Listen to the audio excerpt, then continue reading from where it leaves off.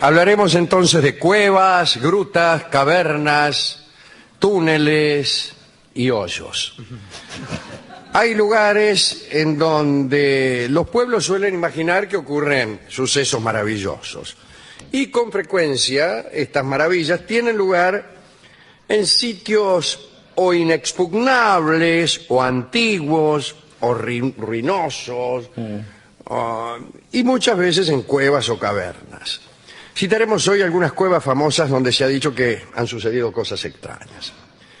La vieja Irlanda tuvo en medio de un lago, en medio de una isla que había en el lago, su caverna encantada. Encantada, ¿qué tal? Cuentan que a mediados del siglo V, San Patricio, que en realidad había nacido en Escocia, ¿no? Pero bueno, es el santo patrono de Irlanda, propagó la fe de Cristo. Dice, voy a propagar la fe de Cristo. Muchos en Irlanda eran reacios a los predicadores y persistían en el homenaje a las antiguas divinidades. Eran más bien de Lucas, paganos. Parece que fue necesario un milagro, un prodigio, para que la gente abrazara las nuevas doctrinas. Parece que merced a los rezos de Patricio, repentinamente, en una isla del lago Der, se abrió una caverna. Sí. Pensar que uno reza, reza y reza, y cuánto hace que no se me abre ni un sésamo, ni la más mínima cueva. Bueno, imagínense, ¿no? Muchos curiosos visitaron aquella cueva y no faltaron los que se metieron, incluso por la gruta, para recorrer los caminos subterráneos, hasta que encontraron algo que los espantó.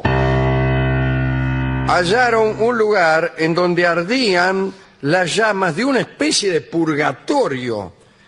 Esto ya es sorprendente, pero mucho más va a serlo cuando yo le diga que en esa época, en el siglo V, el purgatorio todavía no se había creado. Claro. El purgatorio es bastante posterior, un concilio muy posterior decretó la existencia del purgatorio. Y no lo visitó nadie hasta que no se le ocurriera a Dante, que estaba soñando. Claro. Bueno, así que en época de San Patricio todavía no había purgatorio. Sin embargo, ahí en esa cueva había unas llamas que purificaban algunos, a los que, ponele, no les daba la maldad como para ir al infierno, y entonces allí sufrían hasta merecer el ascenso a la mansión de los bienaventurados. Cuentan que el testimonio de aquellos que visitando la cueva de Der habían visto las llamas, e incluso el sufrimiento de aquellos demorados, movió a la población a la conversión lisa y llana. O sea, no es que veían el purgatorio, oían hablar de aquel purgatorio y se convertían al catolicismo sin más trámite. Eso se llama eficacia. Sí, operación de prensa también.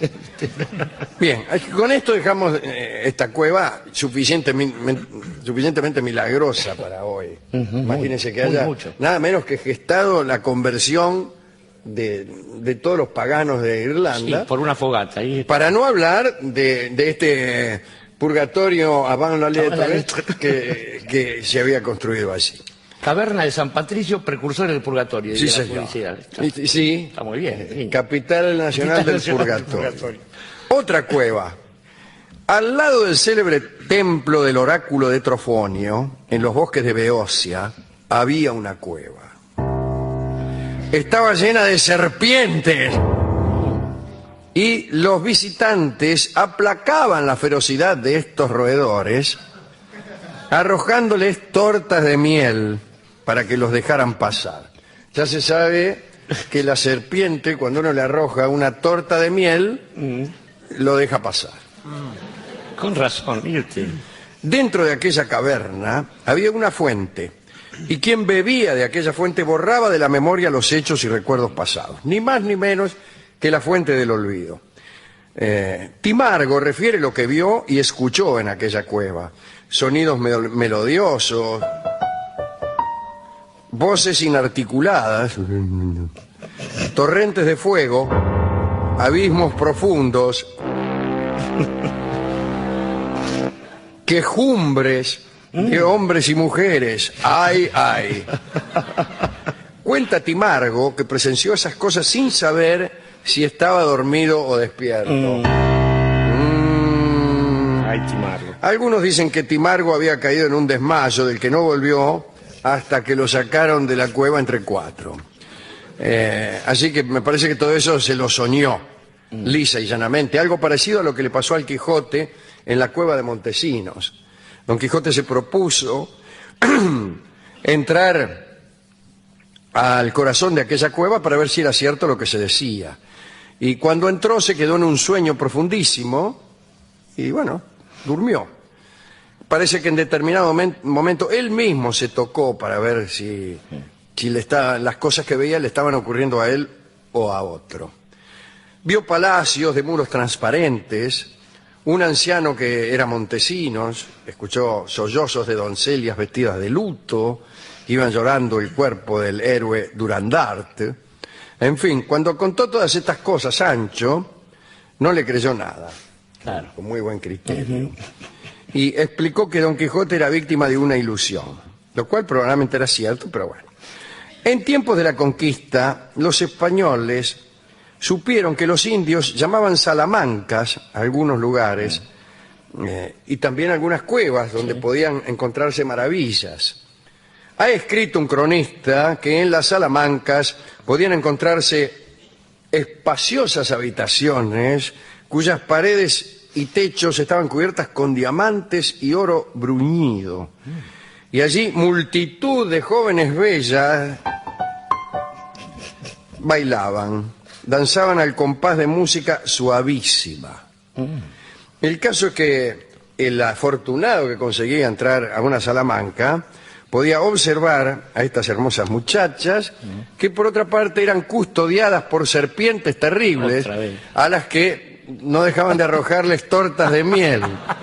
Estaban rechonchas las serpientes. Bueno, Ulrico Schmidl buscó esas cuevas. Acá dice un rico Schmidl, Llamado pero Ulrico. las cosas que dice aquí... Ulrico Schmid. Claro. Ulrico Schmidl buscó esas cuevas pobladas de mujeres bellas porque él buscaba mujeres Y bellas. sí, claro. No le habían gustado mucho las porteñas. No, y no lo habían tratado bien tampoco, ¿no? Y tampoco, no. Pero sí las guaraníes. Bueno, Ulrico Schmidl buscó las cuevas con mujeres bellas, pero no encontró nada. De muchos hombres poderosos y acaudalada fortuna, se decían que habían obtenido su riqueza de una salamanca. Un ejemplo tardío de semejante creencia es este. En la Revolución de Farrapos, rotos, ¿no? Que tuvo lugar a mediados del siglo XIX, se destacaba un general llamado Ventos Manuel Ribeiro. Siempre tenía suerte, ya sea en los lances que hacían peligrar su vida, o en la baraja, o en las empresas que comenzaba. Y la gente atribuía esta buena estrella de Ribeiro a las visitas que hacía a la Salamanca, que había en uno de un cerro no lejos del río Cuareim. Imagínense que aquí no dice Cuareim, pero bueno. Allí, cerca de la frontera entre Uruguay y Brasil. Sí. No parecía haber en esta cueva rarezas topográficas, sino apenas un aire que impregnaba de buena suerte a quienes conseguían ingresar allí. Ribeiro había puesto una guardia armada para que nadie más entrara y le gastara la suerte que la inhalación de aquel aire proporcionaba. Mezquino. Sí, llamándose eventos, además, Claro. supersticiosos y conventos. Más nada. Bueno, esto es todo lo que tengo que decir en realidad. Toda cueva y toda caverna tiene un atractivo, una fascinación, como sabe cualquiera, pero también es peligrosa.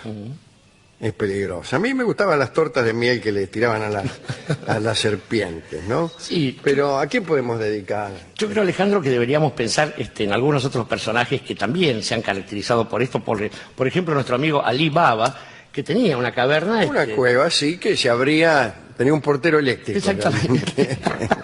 Con reconocimiento de voz. Sí, sí.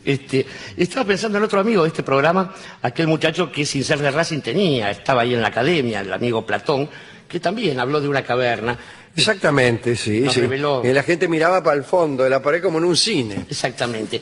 Y ya que estamos en la caverna platónica, podríamos pensar en esos muchachos de Liverpool que tenían The Cavern en de Liverpool e iban a tocar pavadas allí. Sí, sí. Y que, a semejanza de ellos, los que aquí fundaron la cueva, de ahí Ahí en Pueyrredón. en Pueyrredón y... Sí, sí. Bueno, ahí por el Junín 17 creo que era. Tenía un amigo que vivía allá arriba, Juan Alberto Badía. No, pero la cueva era... La cueva era Pueyrredón y Las Sí, sí, Heras, claro. pero hubo otra cueva de donde iban los chicos del rock and roll. Pero bueno, amén de todos ellos, lo que no estamos de acuerdo, querido Alejandro, en este programa es con esta cuestión de borrar la memoria, porque sabemos que allí donde se borra la memoria, en general lo que aparece es o la impunidad, o la estupidez, o la imposibilidad de construir historia. Y en ese sentido hemos estado siempre a favor de la memoria, sobre todo porque también es un símbolo de la vida, porque sabemos que, digamos, en todos los terrenos, y muy especialmente en el del amor, no hay peor muerte que la del olvido. Olvido se llama el tango que cantará para todos nosotros Charlo.